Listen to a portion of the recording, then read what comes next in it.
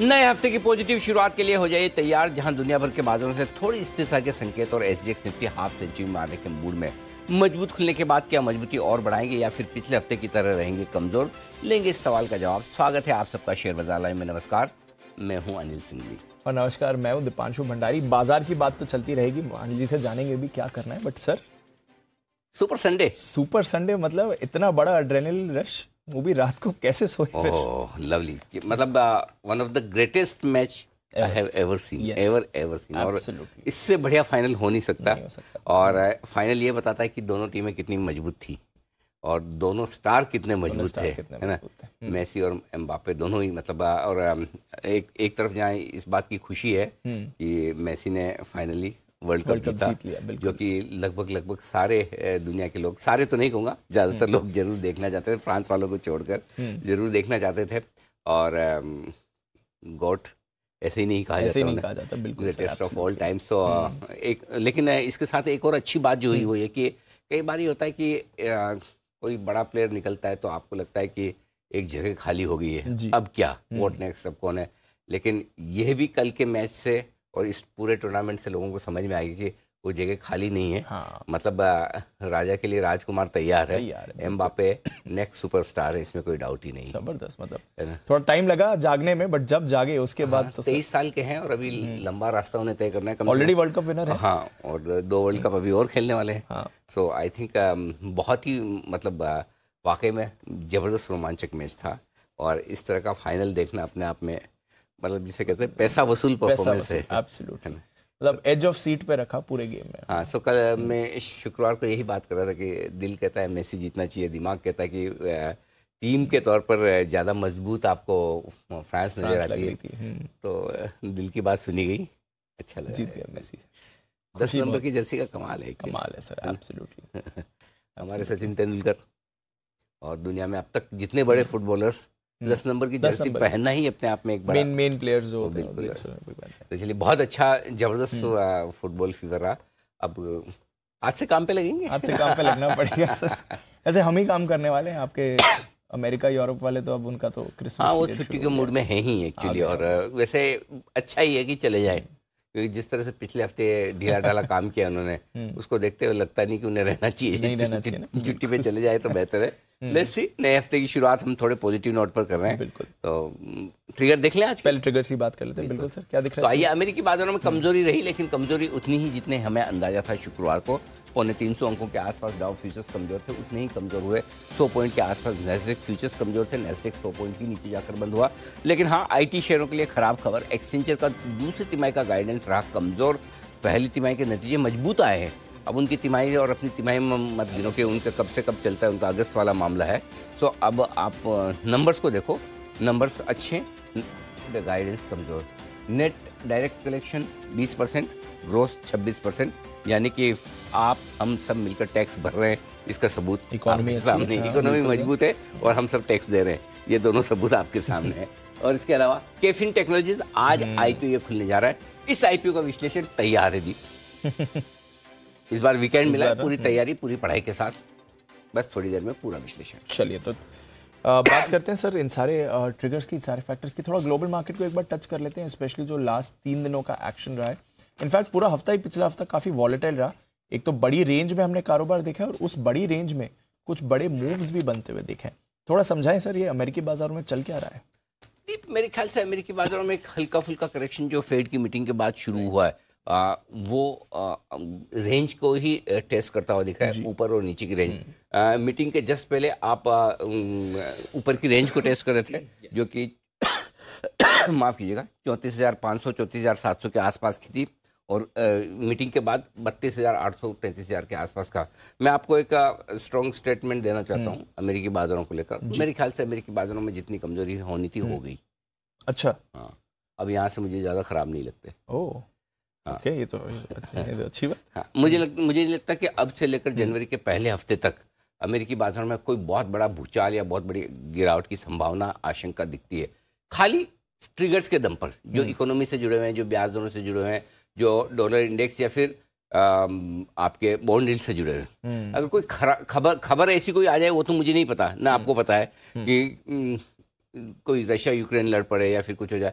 और आपको याद होगा शुक्रवार को भी हम यही बात कर रहे थे कि रशिया यूक्रेन का कोई फर्क खास पड़ेगा नहीं। और अगर अमेरिकी बाजार घटे तो भी इस वजह से नहीं घटे कि रशिया यूक्रेन फिर से लड़ पड़े, वो घटे मंदी के डर से ही। करेक्ट। सो आई थिंक वो ट्रिगर निकल चुका है दीपा, अब उस पर मार्केट रिएक्शन देते नहीं है। ऐसा नहीं कि वो इम्पोर्टेंट नहीं है, पॉलिटिकली इम्पोर्टेंट है, दुनिया भर की राजनीति के लिए, देशों की अपनी अपनी पोजीशनिंग के लिए वो इम्पोर्टेंट है, लेकिन वो इम्पोर्टेंट इनके लिए नहीं है।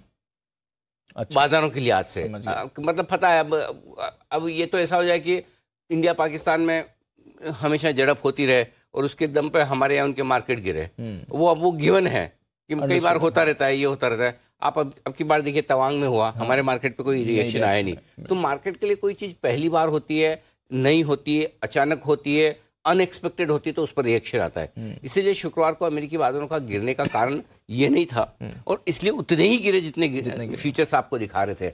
एनीवे, सो मेरे ख्याल से बड़े स्ट्रॉन्ग सपोर्ट जो उनके आसपास है, 32,700 32,900, ये बहुत ही मजबूत सपोर्ट है। आई डोंट थिंक कि आसानी से टूटेगा। अब अमेरिकी बाजारों में फ्रेश मंदी आपको तभी सोचनी है जब 32,500 को तोड़े, जो कि होना नहीं चाहिए। इसके विपरीत एक बार वापस से 34,000 की तरफ आने की कोशिश अमेरिकी बाजार कर सकते हैं, यानी कि धीमे धीमे थोड़ी बहुत बढ़त बन सकती है, और जो बढ़त बनेगी वो भारतीय बाजारों को सपोर्ट देने का काम करेगी। सो आई थिंक ग्लोबल मार्केट्स में जो पॉलिसी के बाद का, आई मीन फेड की मीटिंग के बाद का, उनकी पॉलिसी के बाद का जो करेक्शन आना चाहिए वो करेक्शन आ गया। मजबूत बाजार थे, पोजिशन थोड़ी सी ज्यादा थी, हल्की हो चुकी है, तो मुझे पैनिक नहीं लगता। ऐसा भी नहीं कह रहा हूं इसका मतलब है कि आज यू टर्न हो गया और आज ही आप डाउ को रात को 500 पॉइंट ऊपर देख लें, वैसी उम्मीदें रखना भी थोड़ी सी जाती हो जाएगी। लेकिन हाँ, बहुत खराब नहीं होंगे। एक्चुअली देखा जाए ना तो ये कहना चाहिए कि बड़ा सुस्ती वाला कारोबार रहेगा। छुट्टियों का माहौल आज से फुल फ्लेज शुरू है। जिन लोगों को वीकेंड की छुट्टियां जानी होती है दुनिया भर में, उनके लिए आज से छुट्टियों का माहौल शुरू हो चुका। तो छुट्टियों का मूड है और एक्शन रहेगा कम, और इस कम एक्शन में न तेजी का एक्शन ज्यादा होगा न मंदी का ज्यादा होगा। बट अमेरिकी बाजार अब यहाँ से सिचुएशन मुझे और तो ठीक लग रहा है। मेरी रीडिंग गलत हो तो अलग बात है, बाकी मुझे तो ठीक लग रहा है। ठीक लग रहे हैं। हाँ, मुझे ठीक लग रहा है। ठीक है, मुझे यहाँ से ज्यादा खराब नहीं दिखते। यहाँ से ज्यादा खराब। हाँ, मतलब 200-400 पॉइंट तो मैं इतना अमेरिकी बाजारों को नहीं प्रेडिक्ट कर पाता एग्जैक्टली, क्योंकि उतने लेवल याद नहीं रहते। लेकिन कोई बड़ा डर वाला माहौल हो कि वैसा कुछ भी नहीं। चलिए, तो ये अच्छी बात है, एक आश्वासन आपको है कि डर वाला माहौल नहीं है, यहाँ से और ख़राब नहीं होना चाहिए। 33,000 के सपोर्ट की एनर्जी बात कर रहे थे, लगभग उसी लेवल के आसपास हमने डाउ को बंद भी होते देखा, थोड़ा नीचे बंद हुआ है। अच्छा, हमारे बाजारों के लिए सर, क्योंकि 2 दिन लगातार हमने देखा कि इंपॉर्टेंट सपोर्ट के नीचे हमारे बाजार थोड़ा जाते हुए दिखे, और अमेरिकी बाजार से पहले ही थोड़ा करेक्ट भी हो गए, इसलिए उतना रिएक्ट भी नहीं किया है। बट हमारे लिए क्या सेंस मिल रहा है? हमारे लिए बहुत सिंपल सा है, बहुत आसान काम है इसे बाजार को ट्रेड।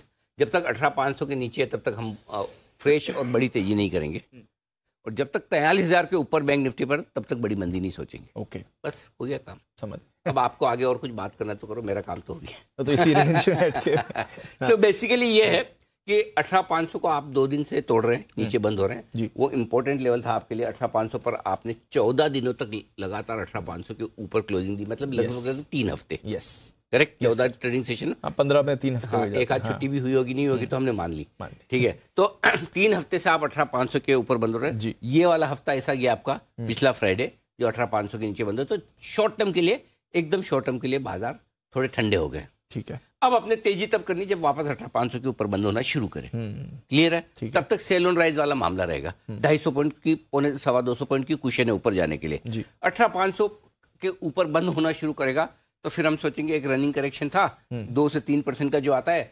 18,887 का हाई आपने 1 दिसंबर को बनाया, 18,250 के आसपास आए, 600 पॉइंट का correction, thank you very much. ठीक है, डन।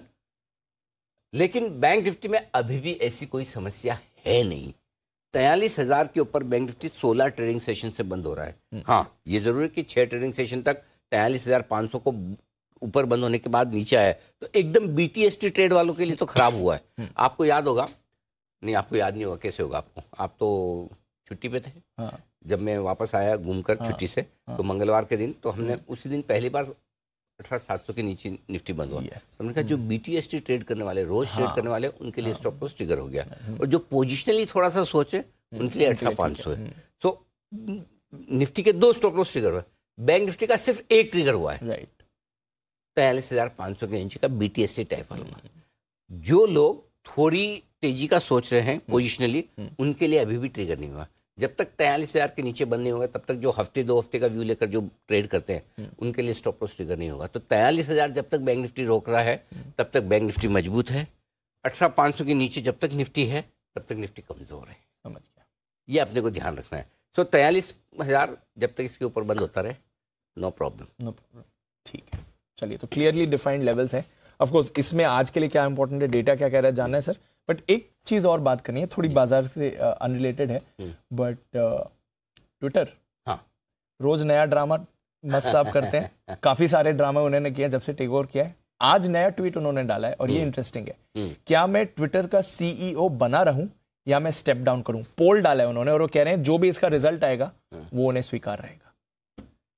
देखो, मैं एक ही चीज चाहता हूँ, आप सीईओ रहे नहीं रहे फर्क नहीं पड़ता मुझे, ट्वीट करते रहे। हमारा इंटरेस्ट जो लंबे समय तक हमें ट्रम्प साहब की कमी खल रही थी वो एलन मस्क साहब काफी हद तक पूरी करने की कोशिश कर रहे हैं। हालांकि उनके मुकाबले की तो नहीं कर सकते, ये तो खुल के चाइना को उतनी गालियां नहीं दे सकते, कोस नहीं सकते जैसा ट्रम्प साहब कर लेते थे, उनका मन पड़े जिसको कोसते थे। लेकिन काफी कुछ उन्हीं की राह पर है। क्या पता एलन मस्क भी सोचते हो कि अगर डोनाल्ड ट्रंप प्रेसिडेंट बन सकते तो मैं क्यों नहीं। हाँ, हो सकता है, बिल्कुल। मैं भी उन्हीं की तरह बिजनेसमैन हूँ, मैं भी उन्हीं की तरह मतलब मस्त मौला फक्कड़ आदमी हूँ, मैं भी उन्हीं की तरह अपनी मर्जी आए जो करता हूँ, मर्जी आए जो लिखता हूँ। रास्ता तो बिल्कुल साफ है, बिल्कुल है, मंजिल मुझे नहीं पता। सो देखो, ट्विटर लिस्टेड तो है नहीं जी, तो फर्क तो किसी को नहीं पड़ता। अब वो सीईओ रहे नहीं रहे फर्क नहीं पड़ता जी। मुझे बताओ, सीईओ नहीं रहेंगे तो क्या उनकी नहीं चलेगी? Correct sir. है हाँ। भाई आप ही के पैसे लगे हैं, प्राइवेटली हेल्ड कंपनी है, यस, तो रहो मत रहो क्या फर्क? जिसको नौकरी करनी वो आपकी सुनेगा ना। हाँ। तो ये पोल करा के किसको उल्लू बना रहे हैं? सही बात है। सो पोल में वही रिजल्ट आएगा जो एलन मस्क साहब चाहते हैं, और वो आई एम श्योर वो चाहते होंगे कि हाँ स्टेप डाउन कर। हाँ, इसीलिए उन्होंने इसका सहारा लिया। हाँ। उनको पता है ज्यादा लोग यही बोलेंगे, लेकिन मुझे पूछेंगे मेरा जवाब है ना। अच्छा, हाँ, आप चाहते हो बने रहो और ट्वीट करो, ट्वीट करो, एंटरटेनमेंट रहता है। हाँ, रोज कुछ ना कुछ बात करने की बात करने की कुछ तो नया होना चाहिए लाइफ में। हम भी किसी को देखो, कौन से किसने कहा था, वो जो रहीम हुए थे जाने माने दोहे, हाँ, उन्होंने शायद उन्हीं का है ये कि पर निंदा सम सुख नहीं। उसका मतलब ये है कि दूसरों की निंदा करने से बड़ा सुख जिंदगी में है और कुछ नहीं। हाँ, दीप यहाँ से उठ के अगर दीप के बारे में बोलो, अरे यार दीप तो ऐसे, दीप तो वैसे, दीप ने किसी तीसरे के सामने ओह, उसमें जो कलेजों को ठंडक मिलती है वाह। हाँ, फिर कोई तीसरा तो ये तो हाँ, ये सुख वो भी ले रहे हैं, हम क्यों वंचित रहे? हम भी एलन मस्क साहब के मजे लेंगे, सही बात है ना। तो सर बने रहे और बने ना भी रहे तो हमें फर्क नहीं पड़ता, ट्वीट करते रहे, वो एंटरटेनमेंट रखें जा रही है। हाँ, ये मन लगा रहे हमारा बस। हाँ, बस ये फिलहाल लाइव रिजल्ट, और उनको भी पता नहीं करेंगे ना तो लोग ट्विटर छोड़ के भाग जाएंगे। मतलब यूज करने वाले भी है, तो सबके लिए कुछ ना कुछ तो चाहिए, मसाला तो चाहिए। सही बात है। 57% लोगों ने अभी तक यस वोट किया है, करीब 83 लाख वोट। भाइयों जाने मत देना इनको मजे निकल जाएंगे हाथ से। किसको भली बुरी कहेंगे आप, है ना। सही बात है सर। ठीक है, तो ये है मस्क साहब की बात। आप भी जाइए ट्विटर पर, वोट करिए, अपना व्यू डालिए, काफी सारे लोग इसमें एंगेज कर रहे हैं। आइए सर, हमारे बाजार के लिए आज क्या इंपॉर्टेंट है ये आपसे फिर मैं जानना चाहूंगा। सेटअप भी समझते हैं और आज कहां पर रखनी है नजर। थोड़ा indications SGX Dow futures stable दे रहे हैं, बट एशिया उतार चढ़ाव। आज पहले संकेत में बड़ा लाइफ में कंफ्यूजन था जी, न्यूट्रल या नेगेटिव। फिर मैंने देखा गौर से, हमारे बाजार बंद होने को डाउ 350 अंक नीचे थे, उतने नीचे बंद हुए। 105 अंक नीचे नेस्डेक फ्यूचर से 103 अंक नीचे बंद हुए। एग्जैक्टली वही हुआ। बॉन्ड यील्ड देख लो, 3 बेसिस पॉइंट का फर्क। सोना जरूर थोड़ा सा बदला है, डॉलर इंडेक्स सेम का सेम, कच्चा तेल सेम का सेम। तो फिर मैंने कहा चलो हटाओ न्यूट्रल, नेगेटिव नहीं रखें। क्या नेगेटिव सोचना, जब उतने ही गिरे और ऊपर से डाउ फ्यूचर्स थोड़े 50-75 जो भी जितने ऊपर कितने हैं 42 पॉइंट, 42 तो एसजीएक्स है, सॉरी डाउ फ्यूचर्स 20 पॉइंट। अच्छा, सो न्यूट्रल, और किसी का मूड खराब है तो नेगेटिव। ठीक है ना, पॉजिटिव नहीं कर रहे, देखो पॉजिटिव नहीं। ठीक है सर। एफआईज नेगेटिव है, घरेलू फंड पॉजिटिव है, वायदा कारोबार के संगे न्यूट्रल से हल्के से पॉजिटिव, हल्के से बिल्कुल हल्के, न्यूट्रल ही रख लीजिए। सेंटीमेंट न्यूट्रल और नेगेटिव के बीच में झूलता हमने न्यूट्रल कर दिया। देखो भाई, कभी मेरे संकेतों में हल्का सा बायस पॉजिटिव साइड पे रहता है, मैं एक्सेप्ट कर रहा हूँ, पहले से बोल रहा हूँ। हाँ, कि भाई अगर जहाँ भी थोड़ा भी ऐसा होता है तो मैं पॉजिटिव साइड पर ज़्यादा रहने की कोशिश करता हूँ, ठीक है। और ट्रेंड अभी तक पॉजिटिव है, कोई चिंता की बात है नहीं। तो ये आज के लिए आपके सारे संकेत। अब सपोर्ट लेवल देता हूँ। 18,200 18,250 निफ्टी के लिए तुरंत प्रभाव से पहला सपोर्ट है।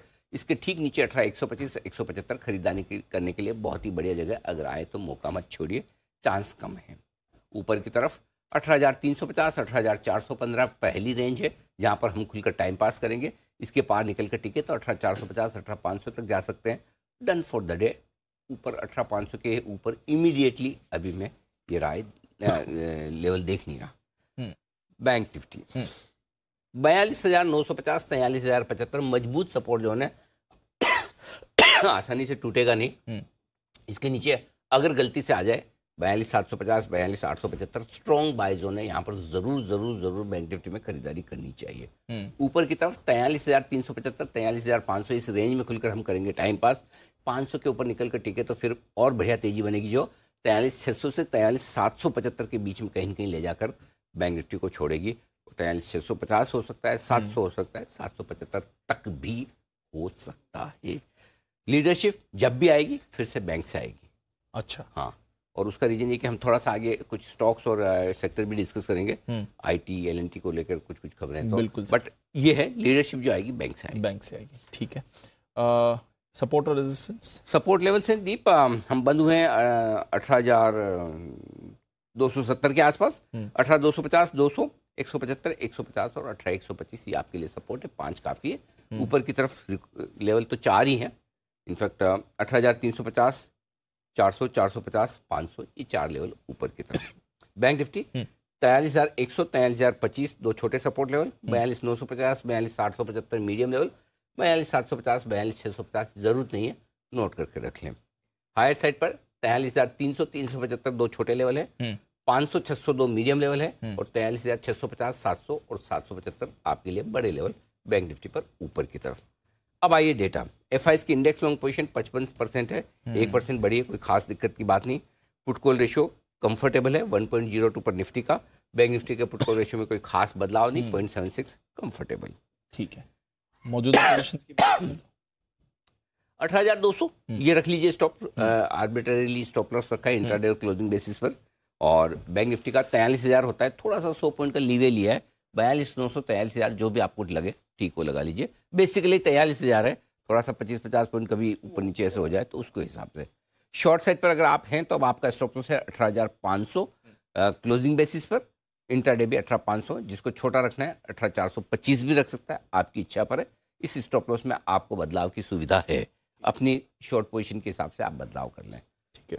अब आइए बैंक निफ्टी का इंट्राडे 43,500 क्लोजिंग 43,700 ये आपका स्टॉप लॉस है। चाहे तो आप बदलाव कर सकते हैं, वैसे मुझे जरूरत नहीं लगती, लेकिन फिर भी किसी की इच्छा है और बदलना चाहे तो बदल सकता है। ठीक है। नई पोजीशन खरीदना है निफ्टी 18,200 के स्टॉप लॉस के साथ। 18,350 18,385 दो छोटे लेवल, 415 450 दो मीडियम लेवल और 500 तक का फाइनल लेवल। बस बैंक बेचना है जरूर बेचें। 18,400 से मूड बनाए बेचने का, धीमे धीमे टुकड़ों में बेचे। 400 पे 450 पे 500 पे बेचिए, 3 टुकड़ों में 550 के स्टॉप लॉस के साथ। नीचे के टारगेट जो बनेंगे दीप वो होगा 18,350 और 300 दो छोटे टारगेट, 275 250 दो मीडियम टारगेट और 18,200 तक का फाइनल टारगेट। आज लेवल कमी है, ज्यादा जरूरत भी नहीं पड़ी, आराम से मिल रहे हैं लेवल, आराम से हो रहा है। क्योंकि जब आप ऊपर जाके वापस नीचे आते हैं ना तो लेवल आसानी से मिलते हैं। लेवल की समस्या कब होती है? जब एकदम लाइफ हाई पर हो, नए लेवल्स आए, वहां से निकाले कहाँ, है ना। ठीक है। अब आइए नई पोजीशन। खरीदारी करने की राय है बैंक निफ्टी में और स्टॉप लॉस 42,900 43,000 जो आपको ठीक लगे वहां लगा लीजिए। मैंने 43,000 राउंड फिगर में दिया है, आप 50-100 पॉइंट अपनी मर्जी से हिला सकते हैं। 42,900 से ज्यादा नीचे भी नहीं लगाना और 43,000 के ऊपर तो लगाना ही नहीं है। तो ये आपका स्टॉप लॉस लेवल है। 43,300 375 दो छोटे टारगेट, 500 600 दो मीडियम टारगेट, 650 700 775 जो हायर लेवल दिए वो ऐसे कैसे वहां से उठा के यहाँ चिपका दिए, वही सेम लेवल है। ठीक है ना। ठीक। हाँ, अब आइए बेचने की राय। 43,500 के ऊपर से सोचना शुरू करना आपको कहाँ बेचा जाए। मूड माहौल देकर समझो डाउ फ्यूचर खराब हो जाए 50 तो 43,500 पे भी आप सोच सकते हैं। और नहीं हो तो थोड़ा और ऊपर इंतजार करें, जल्दबाजी हड़बड़ी ना करें, आराम से बेचे। 43,600 से 43,775, पौने 200 पॉइंट की रेंज परफेक्ट है जहां बेचना है आपको। 43,950 के स्टॉप लॉस के साथ दूर है, लगा सके तो ही बेचे, न तो ना बेचे। बैंक निफ्टी थोड़ा वॉलेटाइल मूव बढ़े देता है, इसलिए इन्हीं लेवल पर को ध्यान में रखकर करना है, नहीं तो ना करें। 43,500 375 दो छोटे टारगेट, 43,300 43,225 दो मीडियम टारगेट, 43,100 और 43,025 का फाइनल टारगेट। जॉब डन, बस जॉब डन। ठीक है, चलिए बैंक्स पर आपको करना है पूरी तरह से फोकस, आज एक्शन में दिख सकते हैं। थोड़ा एक बान का भी मैं अपडेट दूं, फिर एक और सेक्टर से आपसे बात करनी है। एक तो बलरामपुर चीनी नया बान में ऐड हो गया है, जो हमें दिख भी रहा था फ्राइडे को। तो बलरामपुर चीनी फ्रेश एडिशन है, IRCTC, PNB, GNFC, BHL, delta corp, IB housing, तो काफी सारे स्टॉक्स हैं जो बैन लिस्ट में। बैंक्स के तो चले हमें नजर है, IT प्रेशर में आ सकता है। IT प्रेशर में रहेगा, और IT में हम लगातार बेरिश हैं, कभी पॉजिटिव हो नहीं पा रहे हैं। मार्च तक समस्याएं रहेगी IT की। मार्च में देखेंगे IT लेना है क्या है, क्योंकि देखो आज फिर से एक्सचेंजर के रिजल्ट्स खराब नहीं, लेकिन गाइडेंस बहुत कमजोर है। और एक्सचेंजर के गाइडेंस पे जनरली TCS, बिरला सॉफ्ट, दो कंपनियां जो रिएक्शन देती है, इन दो शेयरों पर नजर भी रखिएगा। और IT की नीचे खींचने का काम करेगा। देखिए IT जो नीचे खींचने का काम करेगा दीप, उसके सामने एक दो स्टॉक्स हैं, सेक्टर्स हैं जो मजबूत करेंगे। बैंक्स रिकवर करने की कोशिश कर सकते हैं, वही की है मार्केट के होल्ड करने के लिए। IT तो कमजोर हो जाएगा, लेकिन बैंक मजबूत हो सकते हैं क्या, ये सबसे बड़ी चीज है पहली। दूसरा, रिलायंस ग्रेजुअली मुझे लगता है सपोर्ट देने का काम करेगा, तो निफ्टी आपका ज्यादा खराब नहीं होगा। एक स्टॉक निफ्टी में आज जो कमाल कर सकता है, बढ़िया प्रदर्शन कर सकता है, वो है L&T। L&T की IDPL की जो 6,000 करोड़ की एसेट्स बेचने की जो बात आई है, वो L&T के लिए बहुत अच्छी डील है। वैल्यूएशंस भी अच्छी, लॉस मेकिंग बिजनेस है, और मार्केट जनरली है ना ऐसी चीजें पसंद करता है कि loss making non core businesses को आप अलग कर लो और उससे पैसा आ जाए, इससे बढ़िया बात हो नहीं सकती। तो आई थिंक L&T 2 से 4% तक की तेजी आज L&T दिखा दे तो मुझे आश्चर्य नहीं होगा। तो आई थिंक L&T एक स्टॉक हो सकता है जो सपोर्ट देने का काम करे थोड़ा। रिलायंस थोड़ा सपोर्ट देने का काम कर सकता है। बैंक का सपोर्ट आ गया, तेजी हो जाएगी, नहीं तो फिर आप बैंक न्यूट्रल है, IT नेगेटिव है, रिलायंस थोड़ा ठीक है, तो आप फिर इंडेक्स को सुस्त होते हुए देखेंगे। तो आई थिंक इतना कोई पैनिक वाली बात है नहीं। शुगर शेयर जो भाग रहे थे शुक्रवार को, उसका रीजन अब समझ में आ गया कि बायोफ्यूल पे GST 18 से 5% की है। तो आज फिर से शुगर शेयरों के लिए थोड़ी तेजी का दिन बनेगा, ये थोड़ा ठीक हो सकता है। आई थिंक प्राज वगैरह बाकी शुगर शेयर थोड़े आज फोकस में आ सकते हैं। ठीक है सर, थोड़ा सेक्टोरल व्यू भी आपके लिए इंपॉर्टेंट है, और IT पर आज खास में नजर। अच्छा, वो आपने सेक्टोरल रोज थोड़े सेक्टर और स्टॉक्स भी हमें बात करते हैं, हाँ चर्चा कर लेनी चाहिए। कई बार मिस हो जाते हैं, जब हम जनरली मैक्रो की बात करते हैं तो काफी हमारे दर्शक मिलते हैं तो वो बोलते भी है कि सर स्टॉक्स पे भी थोड़े व्यू दिया करें, तो ये भी कर सकते। Done sir. अच्छा, डेटा भी थोड़ा समझे सर, FIs की तरफ से कैश में बिकवाली ज्यादा है, 1975 करोड़ के आसपास की बिकवाली है, लेकिन सामने 266 करोड़ के स्टॉक फ्यूचर्स खरीदे और 513 करोड़ के उन्होंने इंडेक्स फ्यूचर्स खरीदे। लेकिन नेट बिकवाली का आंकड़ा है, इसमें कोई डाउट नहीं है। लोकल फंड ने अपनी ताकत से 1550 करोड़ के आसपास की खरीदारी की है, तो वो डेटा ठीक है। रहा सवाल FNO डेटा का, एक ही लेवल मजबूत सबसे स्ट्रांग है दीप, जिसकी जिक्र करने की जरूरत है, वो है 18,400। इनफैक्ट पहले तो 18,300 ध्यान में रख लीजिए। 18,300 के नीचे जब तक है आप कमजोर है, तो 30 पॉइंट बढ़ भी जाएं तब तक आप कमजोर हैं। तो मेरे ख्याल से आप खुलेंगे 18,300 के आसपास, उसके बाद देखते क्या होता है। कमजोरी का पहला संकेत तब आएगा जब आप 18,250 के नीचे ट्रेड करना शुरू करें, नहीं तो आप फ्रेश कमजोर नहीं है। मजबूती का संकेत तब आएगा जब 18,415 के ऊपर ट्रेड का, तो मजबूती के संकेत के लिए आपको बहुत इंतजार करना है। तो आई थिंक 18,300 पार करके टिक भी गए ना दीप, तो 18,400 के आसपास बड़ी रुकावट है, क्योंकि 18,400 के कॉल्स पर 75 लाख शेयर का ओपन इंटरेस्ट है। इसीलिए मैंने कहा किसी को अगर छोटा स्टॉप लो सकना है तो 18,425 का भी रख सकता है। तो ऊपर में 18,400, नीचे में 18,250, इस रेंज को टाइम पास करिए। 18,250 के नीचे फ्रेश कमजोर होना शुरू हो जाएंगे, 18,400 के ऊपर आपके लिए बढ़िया मजबूती के संकेत बनेंगे। बैंक निफ्टी वही 43,000 43,500, 43,000 के नीचे फ्रेश कमजोर है, 43,500 के ऊपर फिर से मजबूत होना शुरू कर देंगे। यही रेंज, यही लेवल है। गॉट इट सर, ठीक है। तो चलिए, ये है आपके लिए पूरे के पूरे इंपॉर्टेंट लेवल्स और आज की स्ट्रैटेजी आपके सामने। आइए फिर आपको बता दें, IPO 9 बजे, जैसा आप 9 बजे करते हैं सर। 9 बजे शुभ समय वही है, बिल्कुल अपॉइंटमेंट अच्छा मुहूर्त है।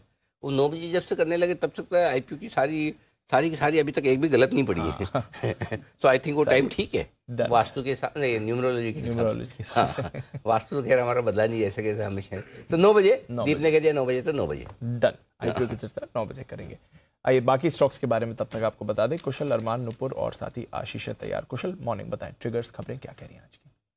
मॉर्निंग दीप, ट्रिगर्स के लिहाज से आज आपको ध्यान रखना है कि महाराष्ट्र लेजिस्लेचर का जो विंटर सेशन है वो शुरू होगा आज से और 30 दिसंबर तक ये जारी रहेगा। साथ ही sovereign gold bond scheme FY23 की जो है इसका तीसरा ट्रांच आज से ही शुरू होने वाला है। BSE इंडाइसेस आज कारोबारी सत्र की शुरुआत से ही यहाँ पर ये बदलाव लागू हो गए, जिसमें टाटा मोटर्स जुड़ता हुआ दिखेगा और डॉक्टर रेड्डीज लैब यहाँ पर निकल जाएगा। आइनॉक्स ग्रीन एनर्जी पर फोकस रखे। 50% एंकर लॉक इन जो कल खत्म हुआ था उसका रिएक्शन आज आपको देखने को मिलेगा। जिनेसिस इंटरनेशनल कॉर्पोरेशन यहाँ पर बोर्ड मीटिंग है, यहाँ पर एमलगमेशन को लेकर यहाँ पर इस वजह से फोकस में रहेगी। साथ ही बजाज कंज्यूमर केयर, इसका बाईबैक आज से खुलने वाला है तो यहाँ पर भी नजर रखिए। हैट्सन एग्रो प्रोडक्ट्स, इसका भी राइट्स इशू जो है आज से खुलेगा और यहाँ पर जो प्राइस है वो 419 रुपये प्रति शेयर तय किया गया है। DFM फूड्स, इसकी डीलिस्टिंग ऑफर आज बंद होती हुई दिखेगी। सूला वाइनयार्ड्स, इसके IPO अलॉटमेंट होने वाला है। सब्सक्रिप्शन 2.33 टाइम्स का यहाँ पर हुआ था और कुल मिलाकर इशू साइज 960 करोड़ रुपए का था। प्राइस बैंड रिवीजन हुआ है। फैक्ट और मद्रास फर्टिलाइजर पिछले हफ्ते यहाँ पर ये लास्ट 2 डेज में काफ़ी अच्छा एक्शन दिखाया था। 20% से 10% प्राइस एक्शन, इसमें प्राइस बैंड रिवीजन हो गया है। और IRCTC का जो रिटेल OFS अपडेट है वो आपके सामने है। 20 लाख शेयर्स ऑफर किए गए थे। सब्सक्रिप्शन करीबन 74,568 शेयर का आया है। 3.73% यहाँ पर IRCTC में ये रिटेल OFS में हिस्सा भरा है। ओके, तो ये है आपके लिए IRCTC की OFS का अपडेट और बाकी जो अपडेट्स हैं आज के लिए। नुपुर, मॉर्निंग बताएं आप कौन सी खबरें लेकर आई हैं? Good morning. सबसे पहले सन फार्मा, जहां पर US FDA की तरफ से कंपनी को एक वार्निंग लेटर मिला है हलोल प्लांट पे। अगर आपको मैं बता दूं 8 दिसंबर के दिन यहां पे इंपोर्ट अलर्ट भी आया था और ये इसी के चलते ये सेंटिमेंटल नेगेटिव न्यूज़ हो सकती है सन फार्मा के लिए। हालांकि इस यूनिट से 3% का कॉन्ट्रीब्यूशन आता है US सेल्स की जब बात आती है।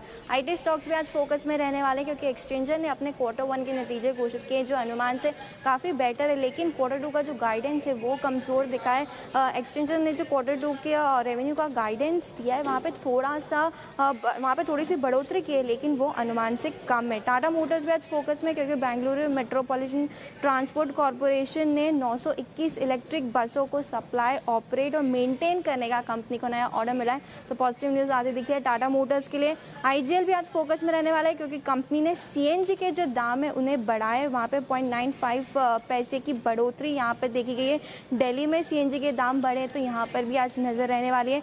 शुगर स्टॉक्स आज फोकस में रहेंगे। इंटरेस्टिंग डेवलपमेंट आया है कंपनीज के लिए यहाँ पे क्योंकि रिफाइनिंग को जो सप्लाई होने वाले एथेनॉल होता है उस पर GST पहले 18% लगाया जाता था, उसे घटाकर अब 5% कर दिया गया, तो यहाँ नजर रहने वाली है। L&T भी आज फोकस में क्योंकि L&T और कैनेडियन पेंशन फंड का जो जॉइंट वेंचर है जहां पे L&T की 51% हिस्सेदारी है LNTI DPL में, वो अपनी पूरी की पूरी हिस्सेदारी बेचने वाले हैं एपिक कंसेशन वंस को। जो सेल्स कंसिडरेशन है वो करीबन 2700 करोड़ के आसपास है और पॉजिटिव है क्योंकि नॉन कोर एसेट को अब कंपनी अलग कर रही है। मैस्टेक भी आज फोकस में क्योंकि वोल्टेक एज में कंपनी ने स्ट्रैटेजिक इन्वेस्टमेंट के लिए करार किया है, तो यहाँ पे पॉजिटिव न्यूज़ है। हालांकि जो डील अमाउंट है वो नहीं दिया गया है।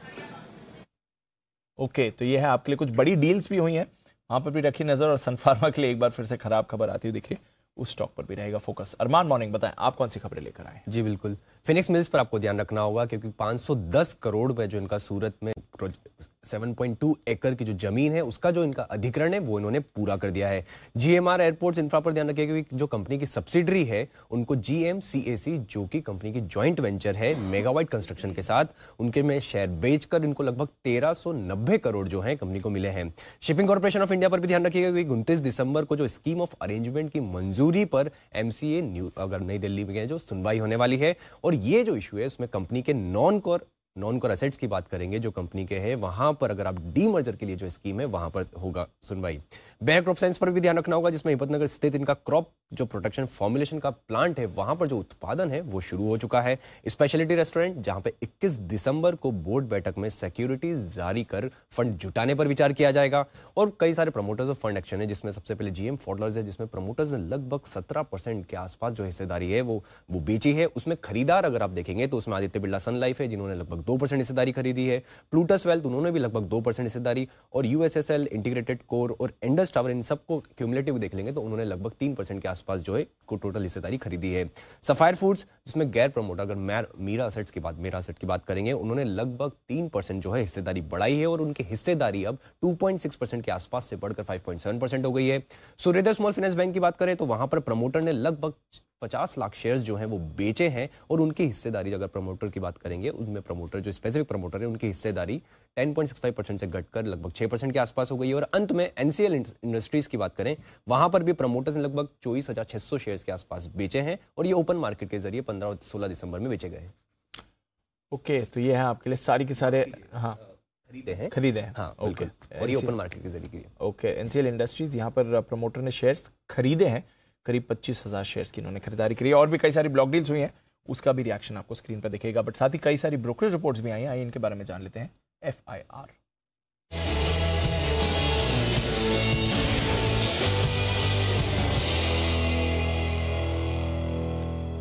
मॉर्निंग आशीष, ढेरों रिपोर्ट्स लेकर आए हैं।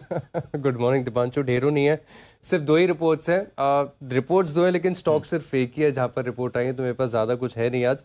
एलएनटी यहाँ पर फोकस रखना है। जेफरीज की तरफ से रिपोर्ट आई है, खरीदारी किराए को बरकरार रखा है, 2,455 रुपये का लक्ष्य दिया है, 2,175 रुपये की क्लोजिंग है। और ये मान रहे कि जो एलएनटी आईडीपीएल में इन्होंने 6,000 करोड़ में 100% हिस्सेदारी बेची है, ये कहीं ना कहीं अगर आप देखें तो पॉजिटिव है। मैक्वायरी ने आउट परफॉर्म की रेटिंग को बरकरार रखा है और इसी तर्क के ऊपर, इसी खबर के बाद रिपोर्ट निकाली और 2,240 रुपये का लक्ष्य दिया। यानी अगर आप देखें तो मैक्वायरी और जेफरीज में एलएनटी पर जेफरीज ज्यादा बुलिश नजर आ रहे हैं, खरीदारी किराए के साथ 2,455 रुपये का लक्ष्य दिया। ओके, तो ये है आपके खत्म सर। एक ही स्टॉक है सर। क्या बात कर रहे हो, सच्ची में? सच्ची। भूल तो नहीं गए? Only LNT? Only LNT. ठीक है, चलो आपके तो साथ है ना एफएनओ बैन में, उसी से खुशी मनाओ। हाँ, इसी बहाने तो वहां पर दिन भर कुछ तो काम रहेगा आशीष के पास में। आशीष देखेंगे इन 7 में से कौन बाहर निकलता है। जैसे आपको मिड वीक सेशन होता है ना, वैसे मिड मंथ सेशन हो गए हैं, तो अब धीमे धीमे निकलना शुरू होंगे। तो इससे आपको पूरा अंदाजा लगता है कि किस तरह से एफआईज में जो रिसर्च करने वाले लोग हैं वो छुट्टियों के मूड में। थोड़ा थोड़ा अंदाजा आपको हमारे पैनल वालों को देखकर भी लगेगा कि किस तरह से लोग ये बताने के लिए कि हम बहुत बड़े हैं, साल के अंत में छुट्टियों पर चले जाते हैं। कुणाल जी, क्या मैं सही कह रहा हूँ? सुप्रभात।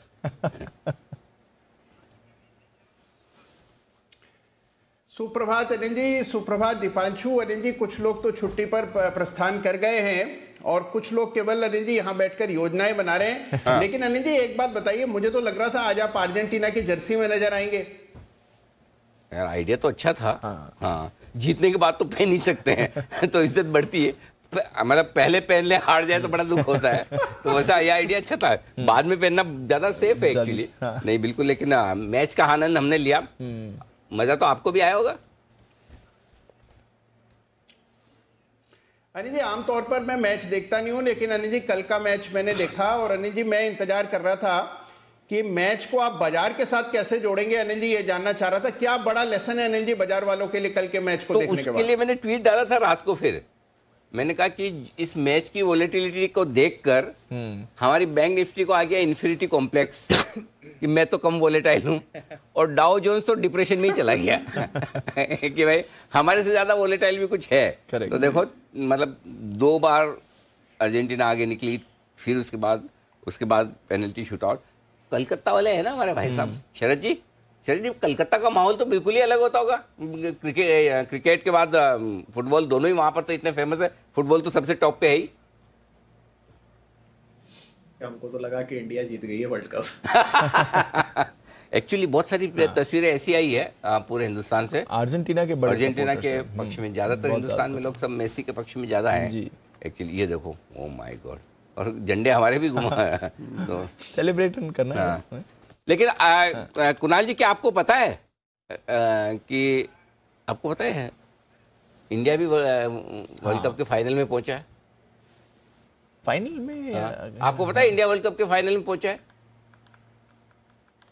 कुणाल जी आपको पता है? नहीं पता है?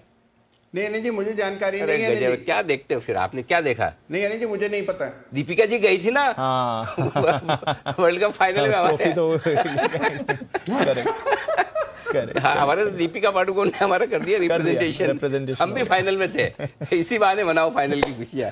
देखो ढूंढने से खुशियां आराम से मिल जाती है, अब आप ढूंढने ही नहीं चाहो तो आपकी मर्जी।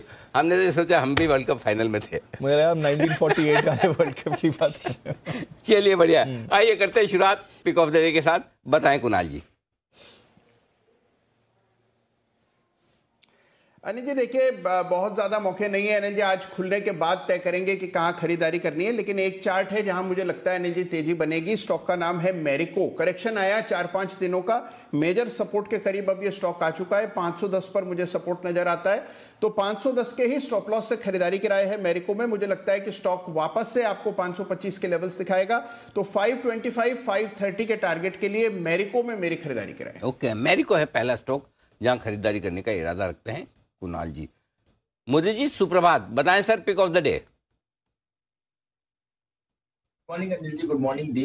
पिक ऑफ द डे रहेगा SGFC लिमिटेड।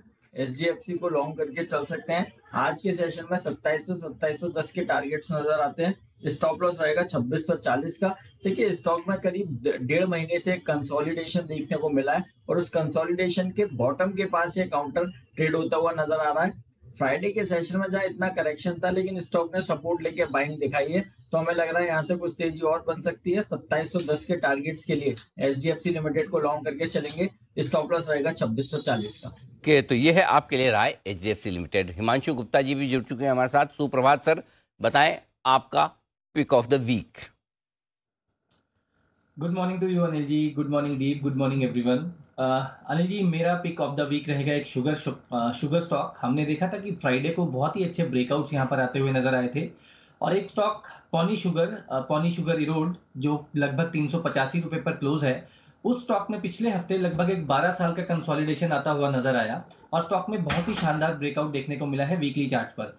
मुझे लगता है इस हफ्ते स्टॉक 450 रुपए तक के टारगेट दिखाने का पोटेंशियल रखता है, तो पॉनी शुगर मेरी तरफ से रहेगा पिक ऑफ द वीक। 450 का टारगेट और 360 रुपए का स्टॉप लॉस। ओके, 450 के टारगेट, 360 के स्टॉप लॉस के लिए पोनी शुगर में करें खरीदारी। शुगर शेयर के लिए आज अच्छी खबर आती दिखी भी है। सिमी जी गुड मॉर्निंग, बताएं ma'am pick of the week. और ये बताएं आपने भी मैच देखा है कि नहीं कोलकाता में रहते हुए?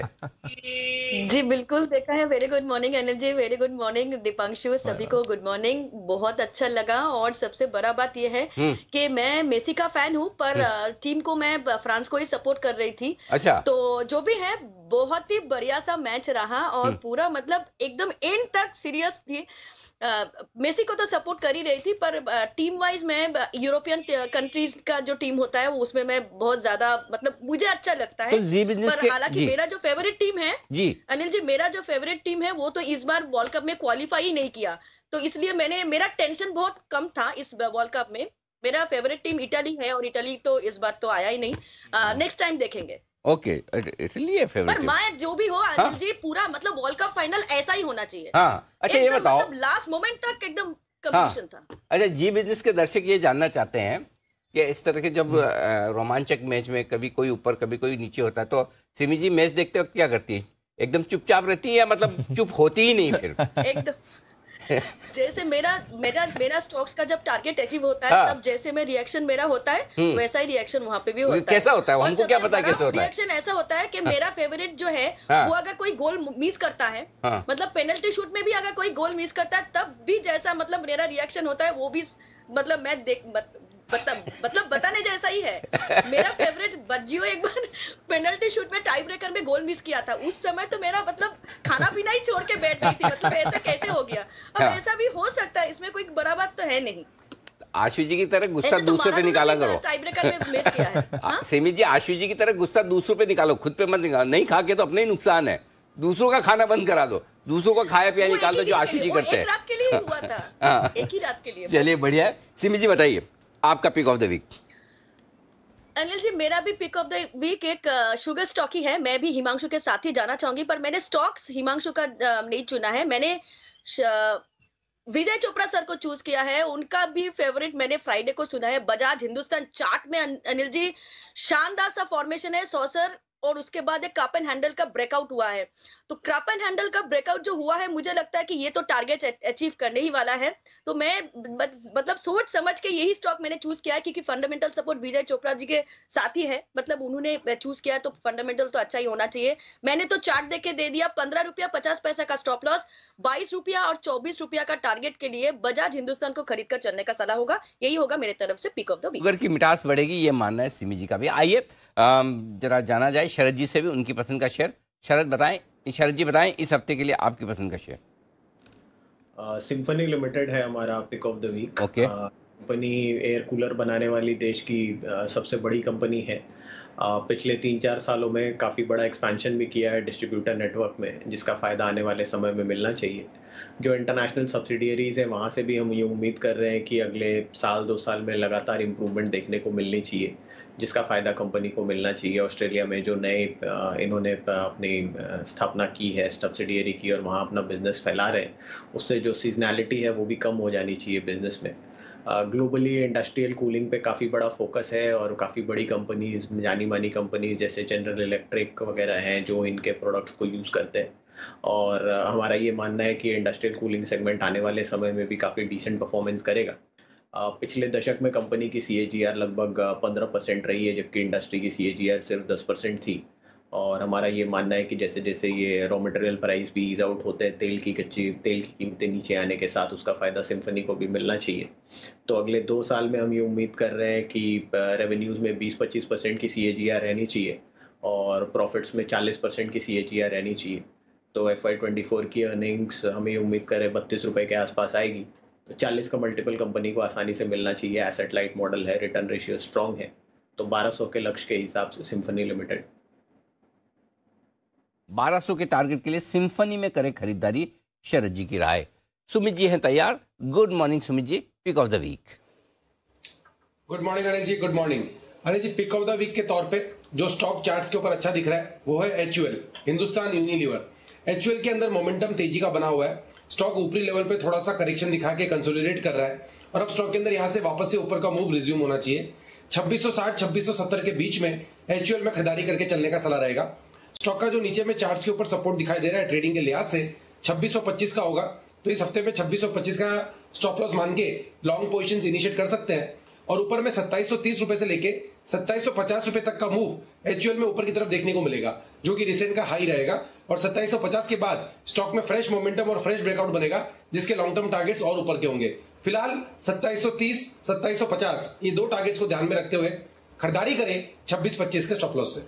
ओके, तो HUL पर सुमित जी की राय खरीदारी करने की। सुमित जी, जो अभी तक का चार्ट और ट्रेंड बताता है, जो मैंने देखा है चार्ट जी, और जो ट्रेंड मैंने देखा है, हाँ, सुमित जी का नहीं, मैं अपने चार्ट की ट्रेंड की बता रहा हूँ, उससे मुझे ये समझ में आया कि जब भी मार्केट का मूड थोड़ा कमजोरी का होता है और गिर जाता है, और जहां पे ऐसा लगता है कि अब है तो मार्केट खराब जी, लेकिन सेल कॉल देना नहीं है, बाय कॉल देने के लिए मन नहीं है, तो चलो HUL दिया जाए। ऐसा सुमित जी पिछले 4 बार से कर चुके हैं। सुमित जी, क्या ये सही है? नहीं अनिल जी, ऐसा नहीं है। सच्ची सच्ची बताओ, कसम खा के सच्ची सच्ची बताओ। नहीं ऐसा नहीं। देखिए HUL, डाबर, मैरिको, ब्रिटानिया, ये सब काउंटर्स अनिल जी ऐसे हैं कि जब मार्केट मंदी का होता है ना, तो इनके अंदर सपोर्ट मिलता है और ये साइडवेज, अगर ये तेजी नहीं करेंगे ना तो ये साइडवेज चले जाएंगे। तो एक तो स्टॉप लॉस हिट होने के चांसेस खत्म हो जाते हैं। दूसरा, ये डिफेंसिव है और मार्केट के अपोजिट है, तो मैं थोड़ा सा सेफर साइड चलता हूँ जब मार्केट करेक्टिव मोड में होता है। लेकिन कसम खाई नहीं इन्होंने, कितना भी बोल दो, 2 बार बोला खाए। देखो कसम ऐसा मैंने तो कहा नहीं कि आप किसकी खाओ, आपके पास बहुत सारे ऑप्शन है। कुणाल जी हैं, राकेश जी है, आशीष जी है, जैन साहब है, जो आपको पसंद आओ उनकी खाओ। और मतलब आप तो कह ही सकते हो ना, मैं तो नहीं खाना चाहता था, सर नहीं फोर्स किया तो। आइए, जय ठक्कर भी हमारे साथ तैयार है। जय, गुड मॉर्निंग, जागो।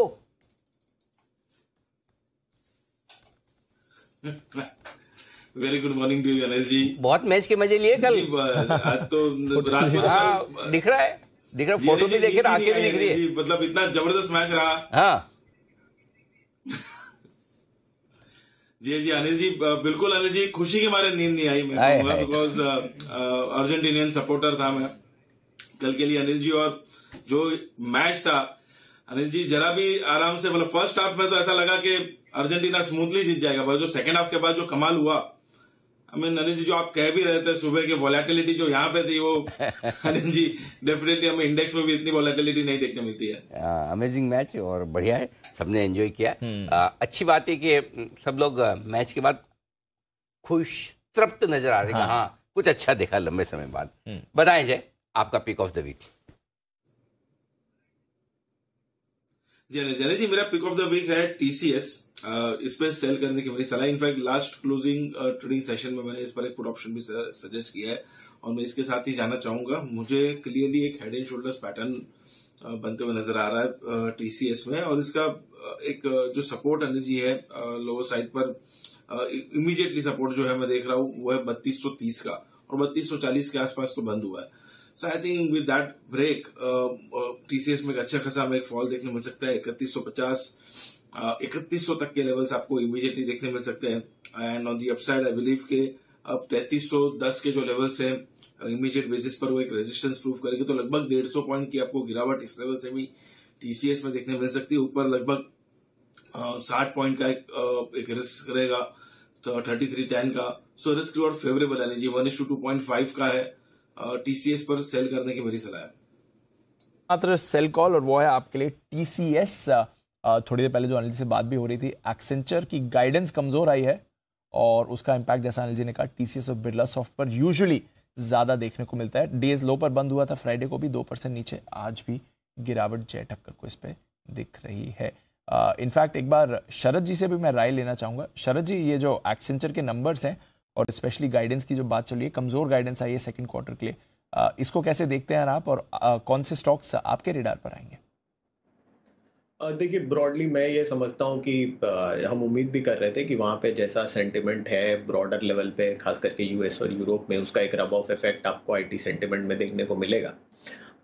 जितना एक्चुअल ग्राउंड पे शायद प्रॉब्लम नहीं आए, बट इनिशियली देखिए सारे लोग थोड़ा सा कंजर्वेटिव तो हो ही गए, क्योंकि रिसेशन, इन्फ्लेशन दोनों ऐसी चीज़ें हैं जो किसी को समझ नहीं आ रही कि ऊँट किस करवट बैठेगा, तो वो एक चैलेंज सबके लिए है।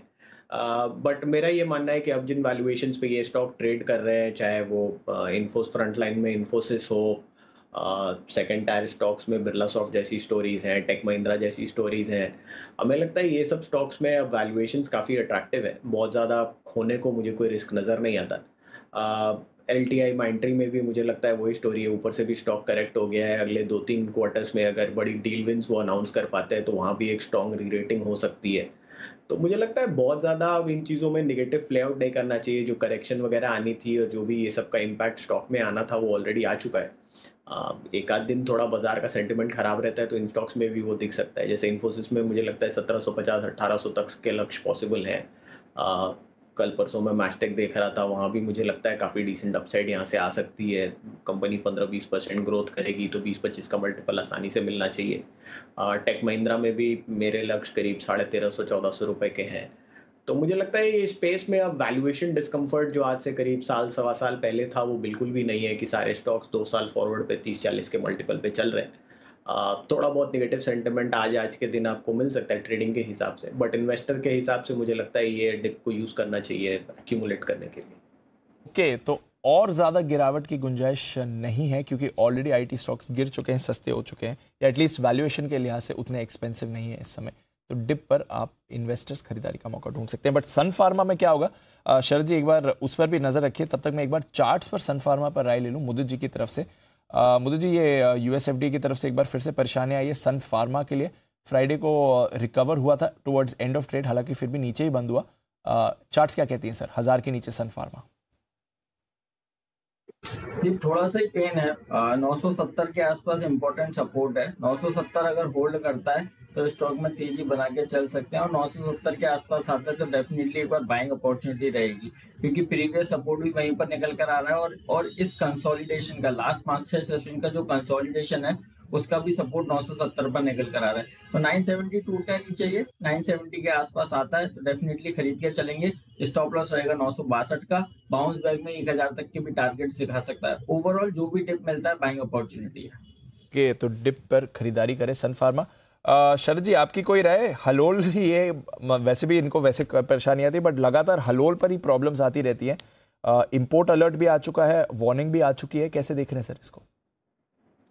टोटल रेवेन्यू में तो उसका शेयर काफ़ी कम है हलोल प्लांट का, तो बहुत ज़्यादा नेगेटिव इम्पैक्ट स्टॉक के नंबर्स पे, फ्यूचर एक्सपेक्टेशन पे आना नहीं चाहिए, क्योंकि ये न्यूज़ शायद एक नेगेटिव रिव्यू तो एक हफ्ते पहले भी आया था, तो उसकी वजह से भी ऑलरेडी नेगेटिव सेंटिमेंट प्राइस्ड नहीं होगा।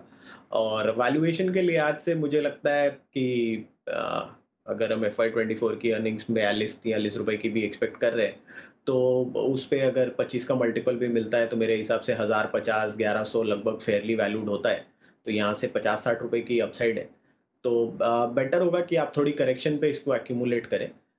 इन वैल्यूएशंस पे लगभग नियरली फेयरली वैल्यूड है, सिर्फ 50 रुपए की अपसाइड बचती है FY24 के नंबर्स में, जिसमें करीब 1.25 साल अभी बाकी है, तो वो काफ़ी डिसेंट यील्ड नहीं है, तो अभी अवॉइड करिए। अगर आपको 50-100 रुपए नीचे मिलता है तब आपकी 15% के आसपास की यील्ड बैठती है, वहाँ फिर भी ठीक है।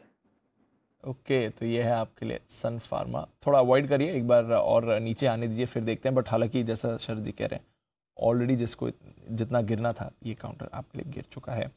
और भी कुछ और स्टॉक्स हैं जहां पर आपको मूवमेंट दिख सकती है। IGL, इस पर भी रखिए फोकस। CNG, सिर्फ CNG कंप्रेस्ड नेचुरल गैस के दाम इन्होंने बढ़ाए हैं, करीब 1 रुपए से दाम बढ़ाए गए हैं। हिमांशु जी, IGL के चार्ट पर कोई राय सर? देखिए, लोअर लेवल से स्टॉक में एक रिकवरी देखने को जरूर मिली है, लेकिन काफी बार ऐसा हुआ है कि 450 रुपए के आसपास आके स्टॉक की जो रैली है वो फिजल आउट होती हुई नजर आती है। तो मेरे लिए इंपॉर्टेंट रहेगा देखना कि 440-450 के ऊपर अगर ये स्टॉक सेटल होना शुरू होता है, उस कंडीशन में यहाँ पर मोमेंटम बनता हुआ नजर आ सकता है, और फिर मीडियम टर्म में स्टॉक 500 रुपए की तरफ जाने का अटेम्प्ट करेगा। लेकिन इन द नियर टर्म जब तक स्टॉक 440-450 के ऊपर सेटल नहीं होता, ब्रॉडली 410 से 440 रुपए का एक ट्रेडिंग रेंज मुझे लगता है यहाँ पर बनता हुआ नजर आ सकता है। ओके, तो ये है आपके लिए IGL पर राय। आइए करते हैं शुरुआत फर्स्ट ट्रेड की हेडलाइंस के साथ।